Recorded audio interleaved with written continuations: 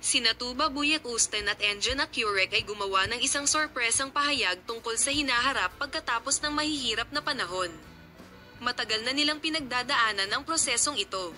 Nagulat ang mag-asawa sa kanilang mga tagahanga at sa mundo ng magazine sa pahayag na ito. Ang mga pangyayaring naranasan nila noon ay lubhang nakaapekto sa kanilang buhay at relasyon. Inanunsyo ni Tuba at Engine na pumasok na sila sa isang bagong panahon na may mga salitang walang magiging katulad. Narito ang lahat ng detalye ng pahayag na iyon, ang mga prosesong pinagdaanan ng mag-asawa at ang kanilang mga plano para sa kinabukasan. Matapos ang kanilang kasal, tuwang-tuwa sina Tuba at Engine sa balita ng kambal na sanggol. Gayunpaman, sa prosesong ito, ang pag-uugali ng dating asawa ni Tugba na si Honor Salak ay nakagambala sa kapayapaan ng mag-asawa at naging dahilan upang gumawa ng legal na aksyon si Engine.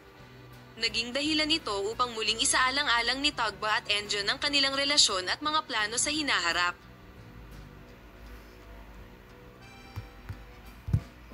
Sinabi ng mag-asawa na ang aming mga nakaraang karanasan ay nag-mature sa amin at nagbigay sa aming relasyon ng isang bagong pananaw.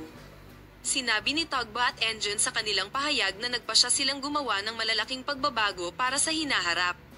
Tugba, ang mga pangyayaring aming naranasan ay nagbigay sa amin ng pagkakataon na muling hubugin ang aming buhay. Plano naming bumuo ng isang ganap na naiibang buhay kasama ang aming mga kambal na sanggol. Wala nang magiging katulad muli. Gumawa kami ng mga radikal na desisyon para sa kaligayahan at kapayapaan ng aming pamilya. Pagkatapos ng kanilang mga paghihirap, nagpasya ang mag-asawa na muling tukuyin ang kanilang relasyon. Nagkaroon ng isang lihim na bono sa pagitan namin ni Tugba Engine, at ang prosesong ito ay nakatulong sa aming relasyon na lumalim at lumakas, sabi niya.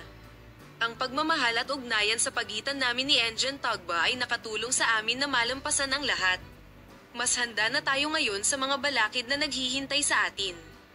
Bibigyan ka namin ng mga detalye sa paksa.